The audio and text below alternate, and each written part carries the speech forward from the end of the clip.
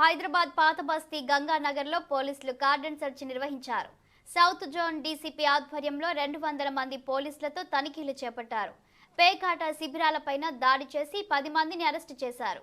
శ్మశాన వాటికలో నేరాలకు పాల్పడుతున్న 14 మంది రౌడీ షీటర్లను అదుపులోకి తీసుకున్న పోలీసులు ఎలాంటి గుర్తింపు లేని 70 వాహనాలను సీజ్ చేసినట్లు డీసీపీ సాయి చైతన్య వెల్లడించారు.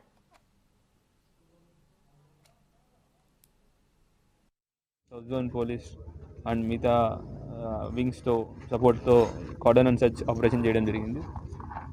ఈ మన రెయిన్ బజార్ పిఎస్ గంగానగర్ నాలా ఏరియాలో కార్డన్ అండ్ సర్చ్ ఆపరేషన్ జరిగింది.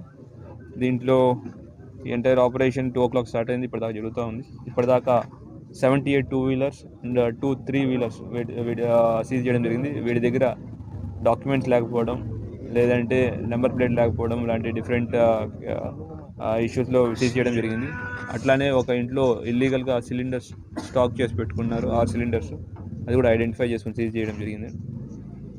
అట్లానే డిఫరెంట్ ఏరియాస్లో సస్పీషియస్గా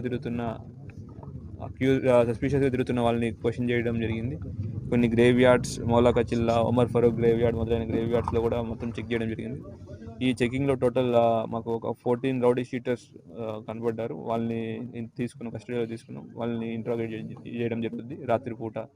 రాత్రిపూట ఏం చేస్తున్నారు. అట్లానే ఈ చబుతరాల పైన బయట తిరుగుతున్న పీపుల్ని కూడా క్వశ్చన్ చేయడం జరిగింది. వాళ్ళ దగ్గర ఈ అంటే దాంట్లో